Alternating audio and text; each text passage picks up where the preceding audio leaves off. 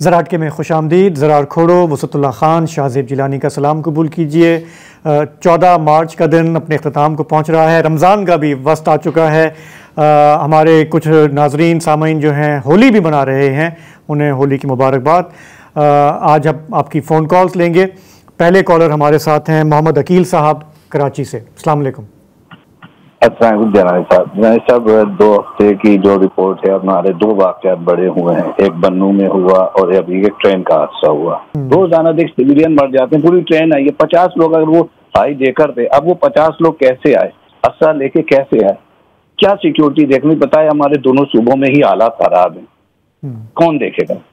अब किसी को कुछ बोलते हैं, टीवी में पाबंदी लग जाती है, आपके चैनल में पाबंदी लग जाती है, हम बोल भी नहीं सकते, मजबूर है। कहाँ मजबूर है। अब आप इसका जवाब दें सर। हम तो मजबूर हो गई आवाम, बस हम जाने देते देते थक गए।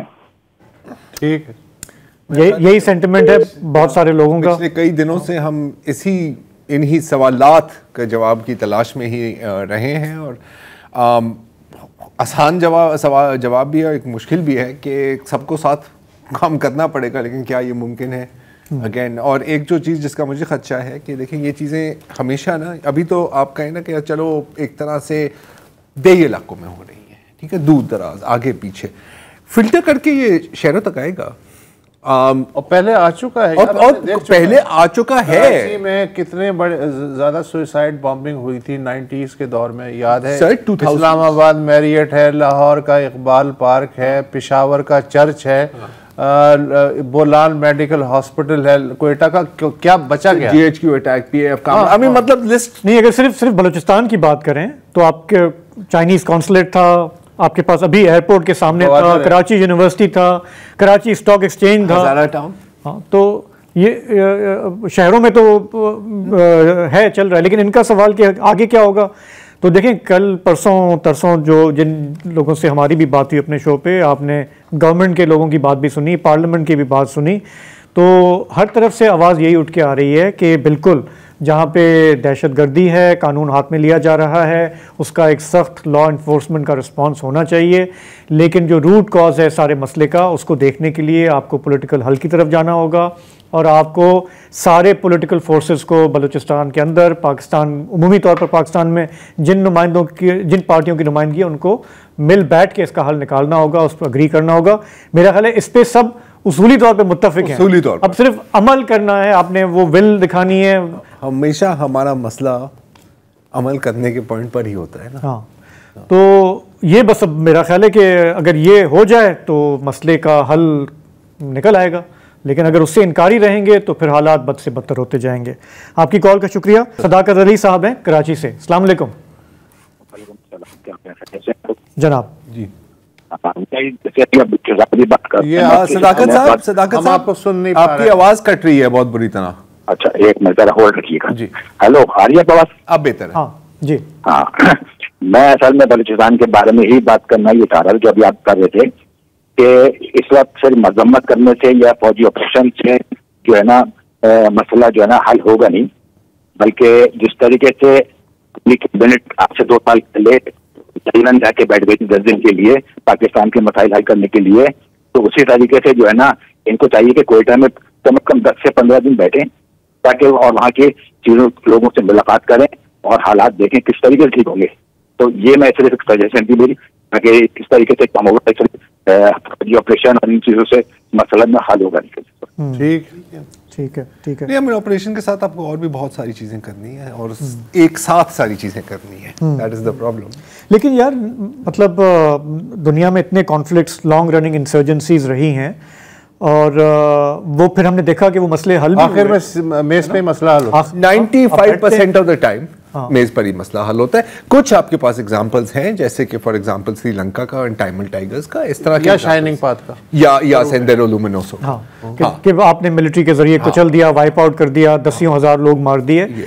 मेरा ख्याल है कि अपने मुल्क के अंदर ये सोल्यूशन तो कोई भी ना एडवोकेट करेगा, ना ही और ये सोल्यूशन कभी हो ही नहीं सकता। हाँ, तो बात वही कि आपने मेज पे आना है और वही बात है कि वो सोल्यूशन नहीं है जो 10 और नए मसाइल को जन्म दे। This is the problem. Anyway, doctor Shakir हैं कराची से। अस्सलाम वालेकुम जी। जिलानी साहब, आपके चैनल से मैं एक छोटा सा हुकूमत से रिक्वेस्ट करना चाहूँगा। मैं खिदमत अंजाम देता हूँ तो गवर्नमेंट ऑफ सिंध का इदारा है हज के करीब, यानी नॉर्दर्न बाईपास पर मेरा डेली का आना जाना है। अब उस नॉर्दर्न बाईपास पर इतना ज्यादा ट्रैफिक हो गया है कि इस जो हफ्ता गुजरा है इसमें आमने सामने से 3 एक्सीडेंट मैंने खुद देखे, आमने सामने से गाड़ियां लगी। तो अब राइट नाउ के टाइम आ गया है कि हुकूमत उसको डबल ट्रैक करे, क्योंकि बहुत ज्यादा एक्सीडेंट हो रहे हैं। बहुत बड़े बड़े ट्रेलर और कोचेज आते हैं, वो आमने सामने से टकरा रहे हैं। एक हफ्ते में 3 एक्सीडेंट होना एक बहुत बड़ी अलार्मिंग सिचुएशन है। तो काइंडली इस मैसेज को आप हुकूमती जो भी क्वार्टर्स हैं उन तक पहुंचाएं प्लीज। शुक्रिया डॉक्टर साहब। बारहा इस पे हमने बात की है ट्रैफिक के मामला पे, खास करके कराची के जो रोड एक्सीडेंट्स हैं, बड़े बड़े हैवी डंपर्स हैं। आपने देखा कि हालिया दिनों में कितनी हलाकतें हुई हैं, कितनी जानें गई हैं। तो जब शोर ज़्यादा मचता है और गुस्से में आके लोग जलाओ घिराव करते हैं तो गवर्नमेंट कहती है कि जी कि हम संजीदगी से देख रहे हैं इसको, लेकिन हमें अमली तौर पर कुछ इन्होंने टाइमिंग्स वगैरह चेंज की थी, कुछ रूट्स की, बाकी उससे ज़्यादा तो थोड़ी देर के लिए फुर्तियाँ मारी जाती हैं हमेशा। अगेन सस्टेन करने की बात होती है। हमने डीआईजी ट्रैफिक जो नए लगाए गए हैं उनको भी दावत दी थी प्रोग्राम में आने की, लेकिन फिर वो नागुज़ीर वजूहात की बिना पर नहीं आ सके वो। तो हम कोशिश करेंगे दोबारा भी, ज़ाहिर है कि ये तो एवर प्रेजेंट मसला है हमारे लिए, उनको हम ले आए। खलील मुगल साहब है टंडो आदम से। अस्सलाम वालेकुम। वालेकुम सलाम। जी सर।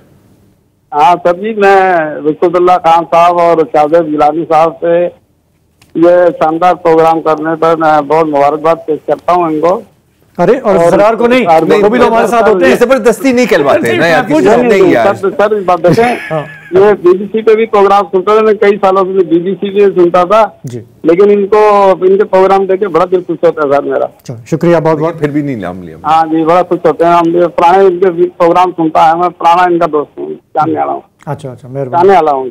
ओके शुक्रिया शुक्रिया। अच्छा लगता है। कहेंगे आज आप अभी आप ऑन एयर हैं, काफी लोग आपको सुन रहे हैं, कुछ और कहना चाहेंगे? सर मैं ये चाहता हूँ कि ये दहशतगर्दी हमारे मुल्क से कब खत्म होगी सर। हम इतना परेशान हैं कि ये कौन करते हैं कौन नहीं करते ये हमें नहीं पता, लेकिन ये कैसे हल होगा इसका ये हमें समझ नहीं आता। सही, हमें भी समझ नहीं आ रहा सर।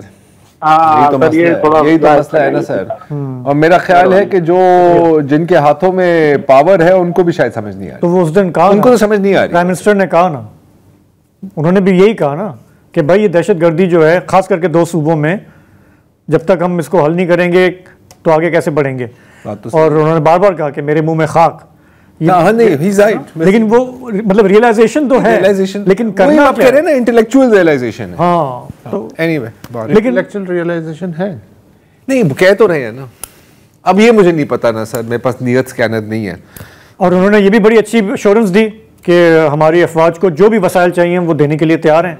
तो वसाइल की कमी नहीं है, हाँ कैपेसिटी की भी है हमें। हाँ, वसाइल की भी कमी नहीं है, वसाइल की भी कमी। जी बशारत हसनैन साहब कराची से, अस्सलाम वालेकुम। अस्सलाम वालेकुम जनाब, मेरा ताल्लुक कराची में स्कीम 33 में मैं रहता हूँ।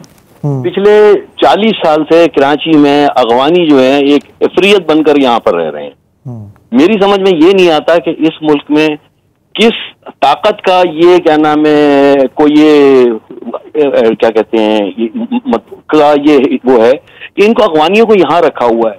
पूरा कराची जानता है कि कराची में जराइम में, कचरे में, इन सारी चीजों में ये अगवानी इन्वॉल्व है। पूरी इनको यहाँ से निकालने की कोई तरकीब भी नहीं होती। एक दफा अनाउंस किया था, मैं खुद आपसे अपनी आंखों देखी बात कर रहा हूँ, कल आसिफ स्क्वायर से बसों में भर के अगवानियों को लेके गए, नॉर्दर्न बाईपास पर पुलिस की मोबाइल ने उनसे पैसे लिए, उनको छोड़ दिया, फिर वापस आ गए। इसमें इस मुल्क में किसका ऐसा इंटरेस्ट है जो इनको यहाँ रखा हुआ है? सबको पता है इस दहशतगर्दी में, इन सारी चीजों में ये अगवानी इन्वॉल्व है। अच्छा हमारी हुकूमत जी जी जी। तो सबसे पहली बात तो ये कि जिन लोगों को आप रेफर कर रहे हैं वो अफगान हैं, अफगानी नहीं है, ठीक है ना। अफगानी जो है वो करेंसी होती है, ठीक है, मतलब छोटी छोटी सी बातें हैं, लेकिन उसको अगर हम ठीक करते जाएं तो बेहतर है। दूसरा ये अच्छा, नहीं दूसरा मैं आपने कहा कि दहशतगर्दी में भी और कचरा उठाने में भी ये अफगान मुलव्वस है, ठीक है ना। और आपने कहा, मतलब आपकी बातों से मुझे लग रहा है कि लगता है कि हमारे सारे जो नासूर हैं वो हम इन लोगों पे आप डाल रहे हैं, ब्लेम कर रहे हैं। हाँ, ऐसे ही है ना? नहीं, मैं ब्लेम नहीं कर रहा हूँ, मैं ब्लेम नहीं कर रहा हूँ सर। मैं स्कीम 33 में जी, हेलो, ये हकीकत बयान कर इधर लोगों को ये डकैती में, स्नैचिंग में, मैं यहाँ रहता हूँ कि ये सब इन्वॉल्व हैं। मदरसों के नाम पे इनको अभी ये जो कोयटा में और ये हजारा में और ये सारी चीजें हो रही है, इसमें क्या अफगानी, देखिए पाकिस्तानी करेंसी नहीं है, पाकिस्तान से पाकिस्तानी है। एक इसी तरीके से अफगान करेंसी जो है वो एक अलग बात है मेरा ख्याल है। नहीं, अच्छा सुन ले आज तुम कायल करके दिखाओ शाहजेब जी। नहीं, मैं कायल, मैं तो उनसे सवाल कर रहा हूं ताकि थोड़ा सा वो नजर सानी करें कि हमारे यहाँ दहशतगर्दी में क्या सिर्फ कोई एक तबका मुलविस रहा है? जी सर, बिल्कुल बिल्कुल सर, और बाकी कोई नहीं है। हाँ, बाकी कोई नहीं है सर। पूरे मुल्क में जो दहशतगर्दी हो रही है वो ये अफगान कर रहे हैं, ऐसा कह रहे हैं आप? 80% इसके अंदर, देखिए आप जितना भी उठा के देखें, 80% ये जो कर रहे हैं ये अफगानिस्तान से कर रहे हैं। हम अगर उसकी तरह, क्या नाम है, शुतुरमुर्ग की तरह अगर आंख मुंह उसमें रेत को छुपा लें तो भाई हम अपने साथ खुद नाइंसाफी कर रहे हैं। अच्छा, अगर मैं ये कहूं बशारत भाई, मैं बहुत ही मतलब हमदर्दी से आपका मैं पॉइंट ऑफ व्यू सुन रहा हूं, अगर मैं ये कहूं कि आपकी बातों से सख्त नस्ली तासुब की बू आ रही है और आप तमीज़ नहीं कर पा रहे कि हमारे यहाँ जो मसाइल हैं वो किसी एक कौमियत के या उससे मुंसलिक नहीं है, वो हमारे निज़ाम में जो गड़बड़े हैं वो उसका शासन है, तो आपको ये बात समझ में आती है या ये ज़रा ज़्यादा लग रहा है? सर मेरे निज़ाम में ही वो लोग मौजूद हैं जो इनको यहाँ पे लेकर आए हैं। मैं 1983 से पहले इसी कराची में रहता था, आप भी इसी जगह के रहायशी हैं। यहाँ इस किस्म की बदअमनी कभी भी नहीं थी। अच्छा। जब से ये इफरियत हमारे ऊपर लाकर डाली गई है, भाई इनको अपने मुल्कों में भेजें, क्यों नहीं भेजा जा रहा है इनको अपने मुल्कों के अंदर? हमारे साथ क्यों ज्यादती की जा रही है? हमारे मुल्क का जो क्या नाम है हुक्मरान तबका है, चाहे कोई सा भी हो, वो इस बात को समझने को या तो बशारत भाई, ये जो 80s और 90s में मुसलसल बदअमनी रही, कराची जलता रहा, इसमें भी अफगानी थे ना? से पहले किसी किस्म, देखिए सर 83 से पहले कोई कराची में इस किस्म मैं 83 के बाद की बात कर रहा हूँ। 80s और 90s में जो मुसलसल बदअमनी थी, 150 लाशें उठ रही थी, वो अफगानी थे ना उनमें? कहीं से आया है यहाँ पे सर? हम इस चीज को क्या नाम है डिनाई नहीं कर सकते। नहीं, चला कौन रहा था यहाँ पे? क्लाशनकोव कौन चला रहा था? बोरी में बंद लाशें कहाँ से मिल रही थी?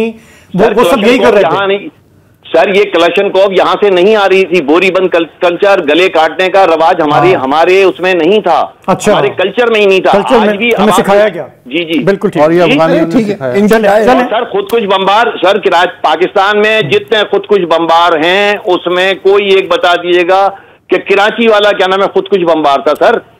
नहीं, बात सिर्फ कराची। चले ठीक है, सुने आपका जो नुक्ता है वो आ गया, ठीक है। और कुछ कहना है? आगे बढ़े। हाँ, अगली कॉल्स भी मेरा ख्याल है कुछ ले लेते हैं। यार अगली कॉल्स को छोड़ो, इन्हें तुम कायल करो। नहीं, मैं पूरा प्रोग्राम निकल जाएगा, हमारी गुफ्तगू लंबी हो जाएगी। लेकिन मेरे व्यूज तो आप अच्छी तरह से जानते हैं। आपके व्यूज हम जानते हैं भैया, आपके भाई लग रहे हैं। नहीं, ये थोड़ा आगे है। जब आने लगा तो तुमने खत्म कर दी। स्कीम 33 में वहां से ये आवाज उठी, बिल्कुल ठीक है। कब जाना है वैसे? कब, क्या डेडलाइन है? कोई डेडलाइन दी थी अफगान की? होती रहती है, अभी लास्ट 31 मार्च है। 31 मार्च। तो क्या ब्रेक के लिए कहा जा रहा है? मेरा ख्याल अब तक जी खोरो साहब हैं, जावेद खोरो कराची से। अस्सलाम वालेकुम। वालेकुम अस्सलाम वालेकुम जी। जी पहले तो वालेकुम सलाम, मैंने बोल दिया सॉरी, उसकी हम भरपूर मजम्मत करते हैं जी। मगर ये सिलसिला बहुत पुराना है। ये नवाब नौरोज खान के वाक़े से शुरू होता है और अगर नवाब नौरोज खान से ही मसले को हल किया जाता, लोकल बलूचों को स्ट्रीम लाइन में लिया जाता, तो ये जो अब मसला चल रहा है बलूचिस्तान में, ये नहीं होता। जी। अच्छा, दूसरा, जब नवाब मैंगल साहब के बेटे का मर्डर हुआ था 70s में, अगर उस वक्त भी इस मसले को हल किया जाता, असद मैंगल, तो जो हाँ, बड़े मैंगल साहब के बेटे, जो अभी मैंगल साहब के जो भाई थे, तो ये आज जो बलूचिस्तान में हो रहा है ये ही नहीं होता। और अभी भी ये हो सकता है कि अगर हम बलूचों को टेबल पे ले आए और उनके जो भी असले मसाइल हैं उनसे पूछ के हल किए जाएं, तो कोई इतना बड़ा मसला नहीं है।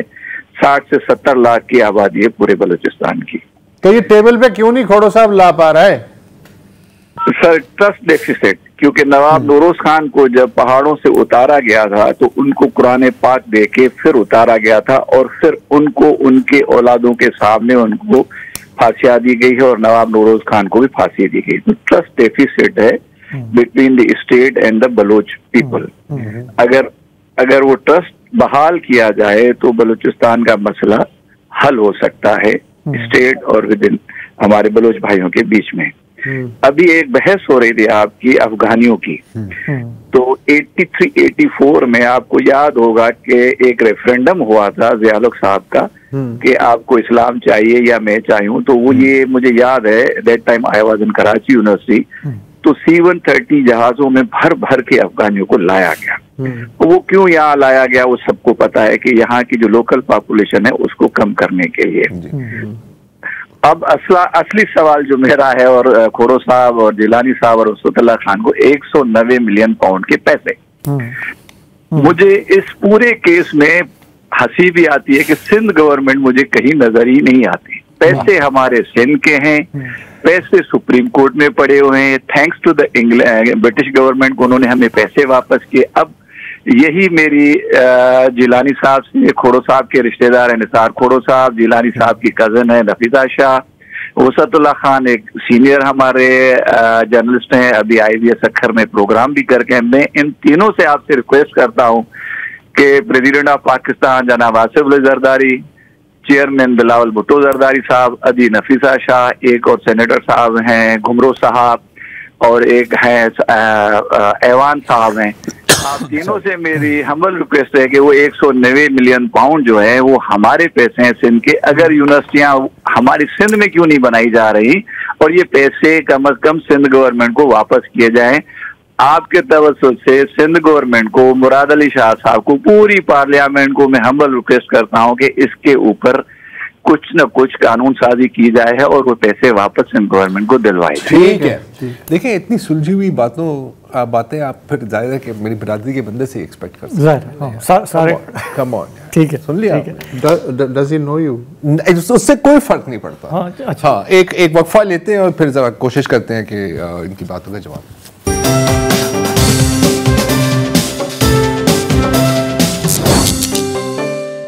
Welcome back. और ब्रेक से पहले जावेद खुरो साहब ने काफ़ी बातें की हैं। एक तो एक पूरी ट्रस्ट डेफिसिट जो बलोच अवाम और रियासत के बीच में है वो बहुत अच्छी तरह से उन्होंने एक्सप्लेन की। इस पर मैं ख्याल मज़ीद इजाफा करने की हमें ज़रूरत नहीं है।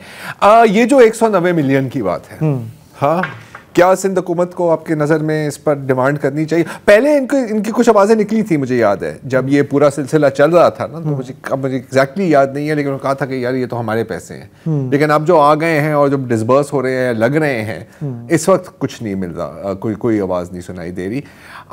देखिए ये सपोजिटली मनी लॉन्ड्रिंग के पैसे हैं जो उन्होंने पाकिस्तान से ही, ज़ाहिर पाकिस्तान में मतलब सिर्फ ये कराची से नहीं, जो भी इनके बिजनेसेस हैं वहां से उन्होंने। मेरे लिए कराची की बात हो रही है शायद यहाँ पर, मुझे एग्जैक्टली ये हमें देखना होगा। वो ज़मीनों की बात है तो कराची की बात है। 190 मिलियन का जो पाउंड है, जरूरी नहीं कि सारे के सारे कराची के हों, वो इनकी बात दुरुस्त है। Fair enough. तो उसमें अब वो प्राइम मिनिस्टर ने कहा कि जी हम क्या दानिश यूनिवर्सिटी बनाएंगे इस्लामाबाद में, ठीक है ना? तो यूनिवर्सिटी बन रही थी।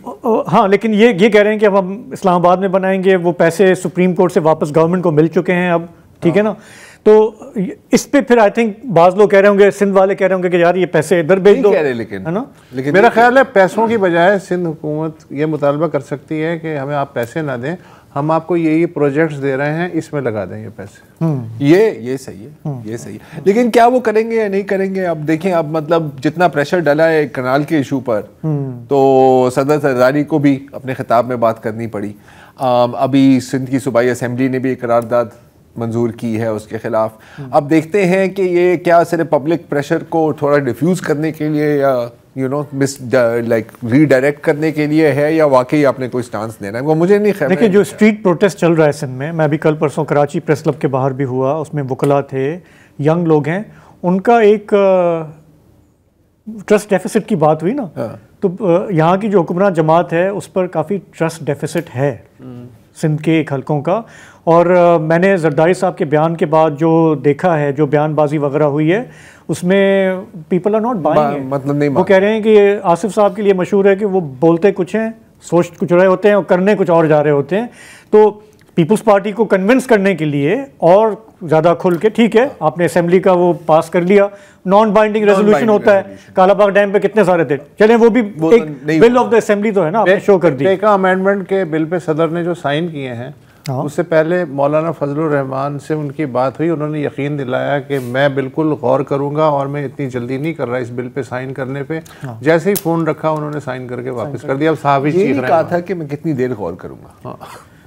तो ये है, तो ये है। अब वो आपकी बात सही है कि हो सकता है ये पब्लिक प्रेशर की वजह से ये पोस्चरिंग करनी पड़ रही है कि ऐसा ही है ना, ताकि अगर आगे जाके इनकी राहें अलग भी होती हैं गवर्नमेंट के साथ, तो ये बोलेंगे कि हम बैठे हुए थे तब भी हम इख्तिलाफ कर रहे थे। तो पॉलिटिशियंस यार मतलब उनका कितना एतबार कर सकते हैं आप उनका। चलिए हम पॉलिटिशियन को छोड़ते हैं, आवाम से बात करते हैं ना। आतिफ मुर्तजा साहब है हमारे साथ इस्लामाबाद से। अस्सलाम वालेकुम। वालेकुम अस्सलाम, क्या हाल चाल है आपके? अस्सलाम वालेकुम। ठीक, बस खैरियत सर, आप सुनाएं। ठीक है, आप बताएं। अच्छा, बस यही वाकया जो हुआ है इसके बारे में अफसोस का इजहार है, मजम्मत भी कर सकते हैं। और जो मैं कॉल वगैरह सुन रहा हूँ यहाँ पे ऐसा ही है कि हर बंदा जो है ना उसको कोई ना कोई मिला हुआ है एक पंचिंग बैग के, अच्छा इसको ये गलत है ये गलत है। हर बंदा अपने अपने तौर पे एक्सपर्ट बनता है, ये तो है। और जो भी कॉल करता है वो ये कहता है कि मैं ठीक हूँ और बाकी जो है ना वो गलत है। तो बात यह है कि ऐसा नहीं है कि ऐसी बात नहीं होती कि एक बंदा ठीक हो और बाकी सारे गलत हों। इस चीज में हम जो आज जहाँ पे पहुंचे हुए हैं उसमें ऐसा नहीं है कि कोई एक बंदा बिल्कुल ठीक है और बाकी सारे गलत हैं। हम सबसे कलेक्टिव मिस्टेक्स हुई हैं। ठीक है, महरूमियों की अगर बात की जाती है बलूचिस्तान में, तो क्या कोई कह सकता है कि बाकी मुल्क में महरूमियाँ नहीं है? सिंध में क्या नहीं है? अर्बन एरियाज में नहीं है?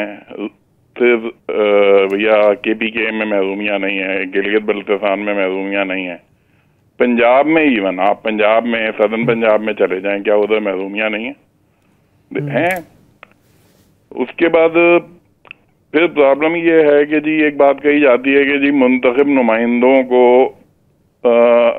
वो नहीं दी जाती, वोट का वो नहीं है। ठीक है, बात सही है, लेकिन जिन जगहों पे दी जा रही है जहाँ पे हम कहते हैं कि इलेक्शन कंपैरेटिवली बेहतर होते हैं, क्या वहाँ पे मुंतखब नुमाइंदे जो हमारे हैं वो अवाम को उनकी हकूक दिला देते हैं? ठीक है, इदारे भी हैं, एस्टेब्लिशमेंट भी है, सारे अपने अपना वो कहते हैं, गलतियां सबसे हुई हैं, लेकिन बात ये है कि जहाँ पे एक आ जाए ना कि मैं ठीक हूँ और बाकी सब गलत हैं, मसले का जो हल है वो मेरी वजह से नहीं है, दूसरे की वजह से। क्या बलोचों का इस्तेसाल बलोच लोग खुद नहीं करते? या कराची में कराची वालों का इस्तेसाल कराची के बड़े लोग खुद नहीं करते? क्या सिंध में सिंधियों का इस्तेसाल सिंध के बड़े लोग नहीं करते? बेसिकली गेम है हैव द हैव नॉट की, कि जनाब जिसके पास जो है वो खोना नहीं चाहता, वो किसी और को उसमें शेयर नहीं करना चाहता। हम अपने अपने दायरे से बेसिकली बाहर निकलना नहीं चाहते। ठीक है, इसका जो सोल्यूशन है वो ये है कि हमने मिल बैठ के आपस में वो करना है, और उसमें ऐसा नहीं हो सकता कि कोई बंदा 100% राइट होगा और कोई बंदा 100% गलत होगा। हाँ, वो तो जब मिल बैठेंगे तो फिर ही पता लगेगा, फिर ही गिव एंड टेक होगा ना। ठीक है आतिफ साहब, आपकी बात आ गई कि ठीक है, वही कहते हैं ना यार, when you point a finger, हाँ तो 3 उंगलियां तो की तरफ ही पॉइंट करती हैं, वो आपको नहीं नजर आती। नहीं, लेकिन थोड़ा सा मैं इसमें ये एडिशन करूंगा कि ये जो एनालिसिस है जब आप करते हैं बलूचिस्तान की, इनकी वो बातें ठीक है कि वहाँ पे बलोच सरदारों ने भी किया, वहाँ करप्शन भी है, सब कुछ है, लेकिन जब आप पाकिस्तान के वफाकी ढांचे को आप देख रहे होते हैं और आपकी वो एक इकाई है और वो मुसलसल 70 साल से वहाँ पे शोरश उठ रही है, वहाँ पे शिकायत है, और जैसे वहाँ पे आप इलेक्शन करते आए हैं तो आपको ये जो सेंटर वर्सेस प्रोविंस की डायनामिक्स हैं, आपको उसको देखना पड़ेगा। आप उससे डिफ्लेक्ट नहीं कर सकते कि नहीं भाई वो जहाँ पे हुकूक दिए हुए हैं तो वहाँ पे भी तो शिकायत हो रही है। नहीं, again, वो थोड़ा सा मडल हो जाता है। Again I think to be fair, देखें ये एक ऐसी इशू है जिसके ऊपर किताबें लिखी जा सकती हैं, राइट? 2-2.5 मिनट में जाहिर है कि हर पॉइंट कवर नहीं हो सकता, तो इनकी बातों में भी कुछ वजन है, आपकी बातों में भी काफ़ी वजन है, जाहिर है it is a complex issue. लेकिन अगेन जो बुनियादी बात है कि बैठ के बात करो, you know, meet in the middle, मतलब वो तो मेरा ख्याल है जो भी शिकायतें हैं वो जब बैठेंगे इसी तरह होता है, मैं करूंगा, आप सुनेंगे तो उसका अजाला निकलेगा ना। तो चलें एक ब्रेक ले लेते हैं, उसके बाद आपकी मजीद कॉल्स।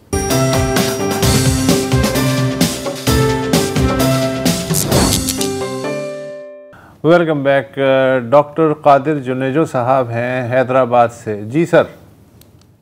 अस्सलाम वालेकुम। वालेकुम सलाम। जिलानी साहब को, खोड़ो साहब को और मेरे बुजुर्ग जनाब वसतुल्लाह साहब को जी मेरा सलाम हैदराबाद से। वालेकुम सलाम। वालेकुम सलाम।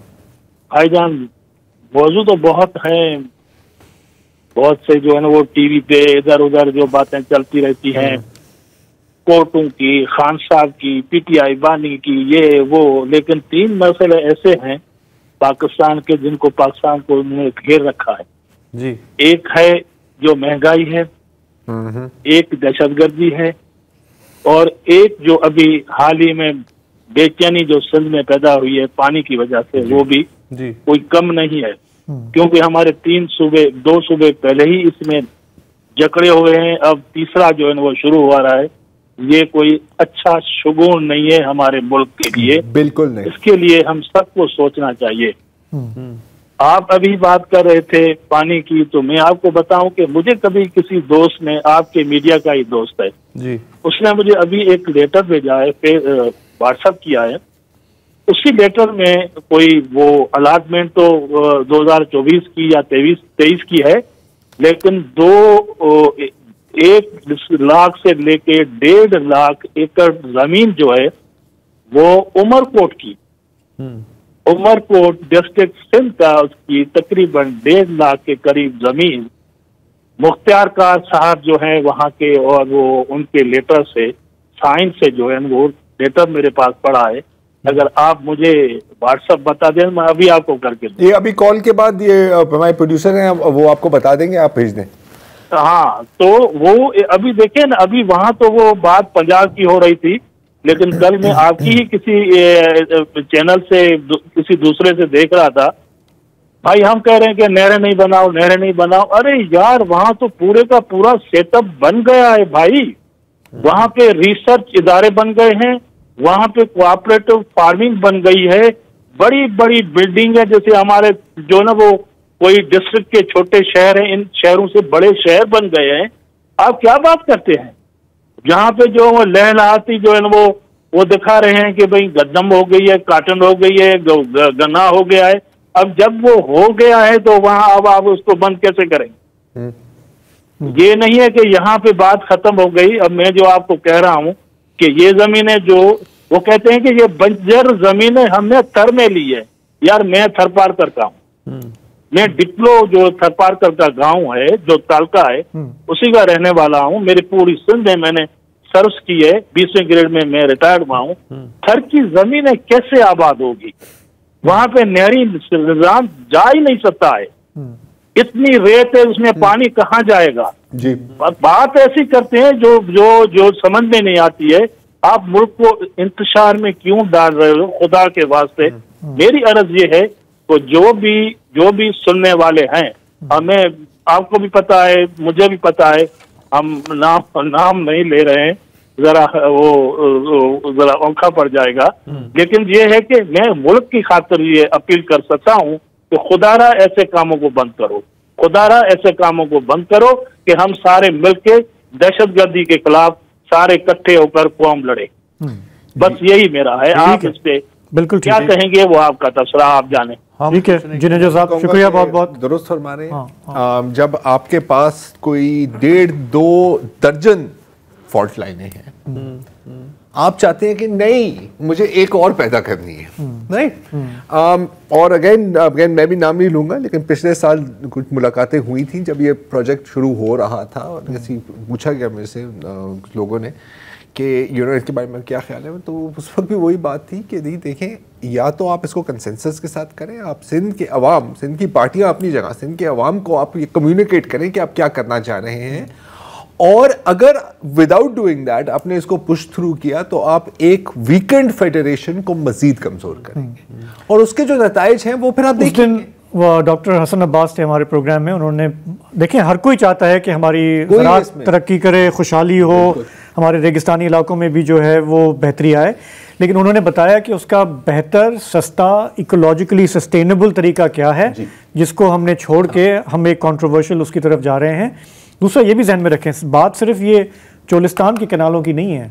इन्होंने जो भी बात की कि हज़ारों लाखों एकड़ ज़मीन सिंध की एलोकेट हो चुकी है, वो वफाक ने नहीं की है, वो सिंध गवर्नमेंट ने की है। तो सिर्फ मसला ये वफाक का नहीं है, या ऐसा नहीं है कि कोई वहाँ बैठा हुआ है ऊपर वो कर रहा है। यहाँ वाले जो गवर्नमेंट में बैठे हैं वो खामोशी से वो देते जा रहे हैं। वो आपके टूरिस्ट रिजॉर्ट्स हैं, आपके लैंड है इस तरह का, उमरकोट है, पता नहीं कहाँ कहाँ पे, और उस पर बात भी नहीं हो रही है। मतलब देखें अगेन, अगर वो अवाम की फलाह बहबूद के लिए है, बेहतरी के लिए है, आप आके बताएं। वो फिर अवाम को भी तो पता होना चाहिए कि हम ये कर रहे हैं। अब ये जिस तरह उन्होंने बात की ना कि जी वो मुझे मुख्तियार कार ने नोटिस भेजा, इस तरह ये चीजें सामने आ रही हैं। एक निचले लेवल का ऑफिसर जो है वो बता रहा है कि जी ऐसे नहीं 10-20 एकड़ नहीं, ये लो, वो कह रहा है वो कह रहा है कि मतलब हजारों एकड़ जमीन, या इन्होंने तो लाखों की बात की कि वो यहाँ से इधर चली गई है। अब आप बताएं कि वो है ना, अब जब भी कोई ऐसी बात करता है ना, एक पर्टिकुलर तबका है वो कहता है आपको तो डेवलपमेंट ही पसंद नहीं, आप चाहते ही नहीं है मुल्क खुश। और दूसरी बात ये बात नहीं है, अगर ये वाकई मुल्क और कौम के हक में कोई प्रोजेक्ट है तो इसे अगर आप पूरा नहीं बताएंगे या आधा बताएंगे तो फिर इसका मतलब है कि दाल में काला है। और अगर वो ट्रांसपेरेंसी के साथ बता दें तो उस पर डिबेट होगी कि ये हो सकता है, ये नहीं हो सकता, उसके बाद नहीं होगा, और शायद कोई बेटर चॉइसेस आपके सामने है। लेकिन ये कि आप जैसे हादसाती तौर पे न्यूज़ ब्रेक होती है कि अच्छा ये हो गया और ये आज नहीं हुआ, 1.5 महीने पहले हो गया। मैं सिर्फ एक बात करना चाहता हूँ, ये जो इन्होंने भी मसला उठाया और हमें अक्सर इस पर कॉल्स आती हैं, हम पहले बात भी कर रहे थे, हम कोशिश करेंगे कि देखें ये जो ग्रीन पाकिस्तान मंसूबा है, हम सब चाहते हैं कि ये कामयाब हो, अच्छी तरीके से आगे बढ़े। थोड़ा क्लैरिटी लेने के लिए हम कोशिश करेंगे कि हम उनसे भी बात करें, उनको प्रोग्राम में लाएं और वो हमें आके एक्सप्लेन करें। हो सकता है कि ये बदगुमानियां जो हैं ये सही ना हो सकता है कि they have thought about things और हर काम जो है वो बेहतर तरीके से हो रहा है, तो we should bring them on. यार घूम फिर के सारी बातें वहीं आके रुक जाती हैं कि यार बैठ के बात करो, कम्युनिकेट करो, सीधी सीधी बात है। अच्छा, कौन है? मोहम्मद आरिफ साहब हैं क्वेटा से। अस्सलाम वालेकुम सर। वालेकुम अस्सलाम जी। शुक्रिया साहब को भी सलाम। अभी थोड़ी देर पहले, क्योंकि मैं क्वेटा से बात कर रहा हूँ, एक नया वाकया हुआ है यहाँ पे। तो ये जो 190 मिलियन पाउंड की बात हो रही थी, तो इस्लामाबाद को भी बलूचिस्तान का बड़ा भाई बनना चाहिए, पंजाब को भी और सिंध को भी। तो ये पैसे बलूचिस्तान को दे दिए जाएं। उसको मैं एक्सप्लेन करता हूँ कि क्यों दे दिए जाएं। कि वो दानिश यूनिवर्सिटी बनाने जा रहे हैं इस्लामाबाद में इन पैसों से। तो जो यहाँ पे एक सबसे कदीम और पुरानी यूनिवर्सिटी है बलूचिस्तान की, उसमें हाल ये है कि 2 बरस से जितने भी छात्रा रिटायर हुए हैं, ये उनको उनके कम्यूटेशन, उनके पेंशन नहीं दे पाए जी, और दे भी नहीं सक रहे हैं कि उनके पास बजट नहीं है। दूसरी तरफ ये है कि पिछले बरस 500 अरब रुपए यहाँ से लैप्स होके वापस चले गए। मिसमैनेजमेंट और इनकम्पिटेंसी इतनी ज्यादा है। तो मेरे ख्याल में जो पहली यूनिवर्सिटी है उन्हें संभाल लिया जाए, कम से कम। तो आरिफ साहब, आपने तो अपने सवाल का माली मामला सही, आरिफ साहब आपने तो खुद ही अपने सवाल का जवाब दे दिया कि जब इन्हें जो एलोकेटेड बजट है वही लैप्स हो रहा है, वही इनके काबू में नहीं आ रहा, तो 190 मिलियन पाउंड का क्या करेंगे ये? कम से कम जहाँ पे जो लोग रोजाना स्ट्राइक करके बैठे रहते हैं या सड़कें बंद करते हैं, ये तो वो पढ़े लिखे तबके हैं जिन्होंने 35 साल सर्विस की है। जब आप उनको उनका हक नहीं दे सक रहे तो आप आम आदमी को क्या हक देंगे इस मुल्क में, जो बात के अंदर? सही बात है। नहीं, आई सेकंड दिस। अगर वाकई यूनिवर्सिटी बनानी है तो वो जो बलूचिस्तान यूनिवर्सिटी बंद पड़ी हुई है, तो मुसलसल स्ट्राइक करते हैं, तो वैसे 8-10 यूनिवर्सिटी यार कितनी और चाहिए? आई मीन ये वो कहते हैं ना कि मतलब फिक्स व्हाट यू हैव पहले ना यार। हाँ, लेकिन और दानिश यूनिवर्सिटी फिर नेड़े भी पैंदी है, तो फिर फीता भी कटने हैं। हाँ, फीता। चले एक ब्रेक ले लें, फिर आपकी और कॉल्स लेंगे।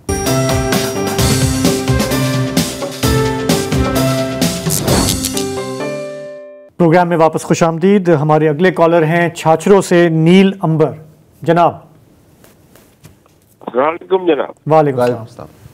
क्या हाल है सर? खैरियत से हैं? ठीक है, आप बताएं। हाँ, बस ये आपका प्रोग्राम में सुन नहीं सका, लेकिन पहले प्रोग्राम में जो आपके कॉलर थे ट्रैफिक के इश्यूज से बात कर रहे थे ना जी, एक्सीडेंट।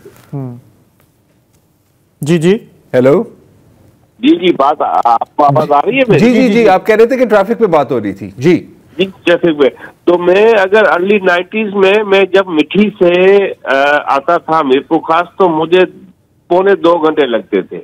ओके। और जब अब आता हूँ तो मुझे तकरीबन 3 घंटे लगते हैं। मोटरसाइकिल चिमची की इतनी तादाद हो गई है, और पहले सिंगल रोड होता था, आज डबल रोड है।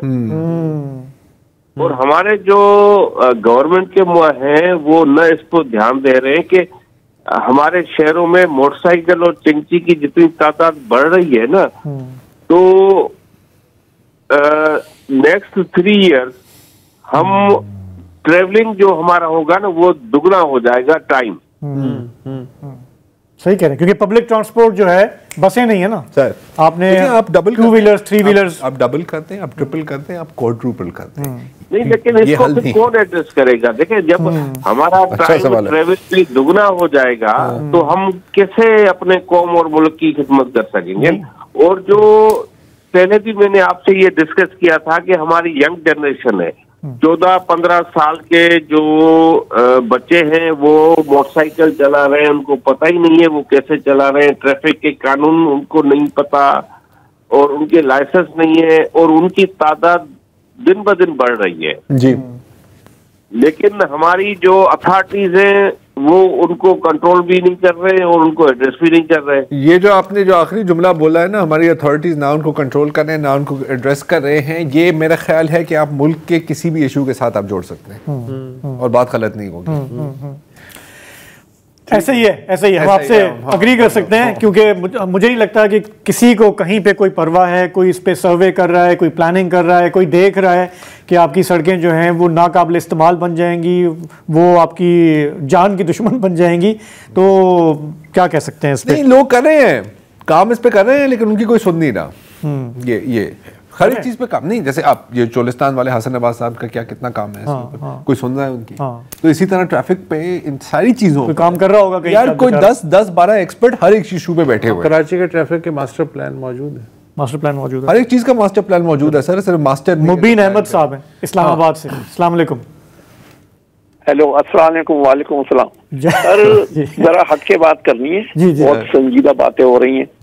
तो एक तो ये बात थी कि ये जो लियारी की गधा गाड़ी की रेस है, इसने भी दुनिया में कराची को इंट्रोड्यूस कराया है। और दूसरा, ये बशीर सारवान ने ऊंट गाड़ी के जरिए कराची का तो सारी दुनिया में शोहरा वो आसमान पे पहुंचा दिया था। सुन रहे हैं आप? जी जी जी जी जी।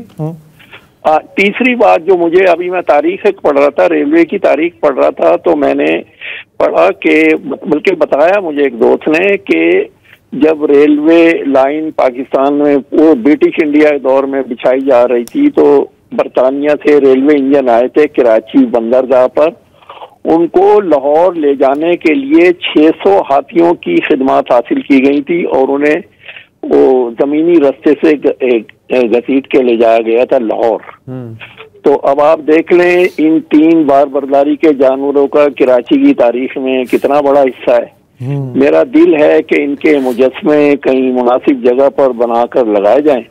इस बारे में मैंने उनको जो मेयर कराची उन्हें बहुत दफा कॉल वाल की, बल्कि अपने नंबर वगैरह भी लिखा है, लेकिन वो जो उनका स्टाफ है उन्होंने कोई मुझे कॉल बैक नहीं किया। तो मैंने कहा चलो दान से ही कह देते हैं, क्या पता वो इन बेचारे जानवरों की एक मैंने वैसे देखा है, एक मैंने देखा है क्या, जब आप ये हॉक्सबे साइंस पिट की तरफ जा रहे होते हैं ना, तो ये जो लियारी डोंकी रेस का है ना, उसका एक मुजस्मा है वहाँ पे। है?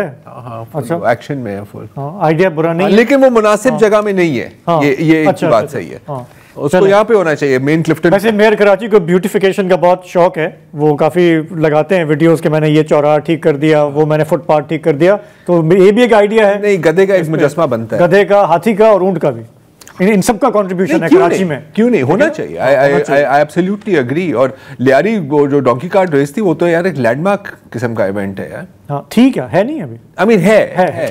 अच्छा, मजहर अली शाह साहब कराची से, अस्सलाम वालेकुम। वालेकुम सलाम। बहुत थोड़ा टाइम रह गया होगा मेरे ख्याल में। नहीं है आपके पास टाइम है अभी। मैं दो बातें करना चाहता हूँ। एक तो आपने 2-3 हफ्ते पहले सहतो साहब को बुलाया था पानी के मसले पर ना, जो ज़ेर ज़मीन पानी खराब हो गया है। जी जी जी। तो अगर हाँ, और आप लोगों ने भी रिक्वेस्ट की थी और हम भी आपके थ्रू रिक्वेस्ट कर रहे हैं कि वो उस पिटीशन को, तो मेरा ख्याल है साहब की बात कर रहे हैं, उन्होंने गुलजार साहब ने मेरा ख्याल है उसको जो रद्दी की टोकरी में फेंक दिया था, तो उसको जिंदा करें। तो क्योंकि जो है पानी बहुत ही खराब हो गया ना ज़ेर ज़मीन सिंध में, पीने के लिए है ना, यही सारे जो है कोई हेपेटाइटिस का मरीज है तो वो गुर्दों का मरीज है। तो अगर वो वकील साहब हैं सहतो साहब, अगर उसको जिंदा करेंगे तो बहुत सौ का भला होगा। सही है। दूसरी बात मैं ये कहना चाह रहा हूँ, ये कैनाल्स का हार्ड इशू है बहुत आजकल, तो बर्निंग इशू है। मैं सिर्फ बड़े भाई हैं हमारे पंजाब वाले, उनसे एक रिक्वेस्ट है कि भाई कोई भी दरिया पंजाब से उबलता नहीं है, ठीक है, न ही दरिया वहां से निकलता है। पंजाब एक दरियाओं की गुजरगाह है, एक इंटरनेशनल इला है, और एक मेरा ख्याल में पढ़ा भी था कि मजहबी तौर पर भी जो टेल वाले हैं उनका हक ज्यादा होता है। तो अगर हमसे ये पानी ये जो थोड़ा बहुत इधर आ रहा है वो अपनी अक्सरियत और ताकत के बल पर ये निकाल देंगे तो तीसरा सूबा भी उसी तरफ चला जाएगा जहाँ बाकी दूसरे सूबे हैं। तो मेहरबानी करके उसको कंसीडर करें और जो थोड़ा बहुत पानी मिल रहा है वो दिला दें। और सहतो साहब को जरूर रिक्वेस्ट करें आप लोग। उस्तो साहब ने जवाब दे दिया है। उस्तो साहब ने सॉरी सर टाइम खत्म है जी। उस्तो साहब ने जवाब दे दिया है। 2 साल उनकी रोजी रोटी बंद रही है क्योंकि वो इन चक्रों में पड़े रहे। कोई और रिवाइव करे तो करे। जहां तक कनाल्स का इशू है तो ये एक कंसिस्टेंटली थीम बनती जा रही है कि यार खुदारा कुछ कम करने से पहले थोड़ा सोच लिया करो, लोगों से बात कर लिया करो, नहीं तो शायद एक बहुत महंगी कीमत देनी पड़ेगी। मेरे मुंह में खाक, लेकिन शायद देनी पड़ेगी। आजकल ये जुमला बड़ा चल रहा है, मैंने वहां से शहबाज शरीफ साहब से, शहबाज शरीफ से ही उठाया। अच्छा चले, हमारे प्रोग्राम का वक्त हो गया यहाँ खत्म। आपसे अब पीर को मुलाकात होगी। खुदा हाफिज, शब बखैर।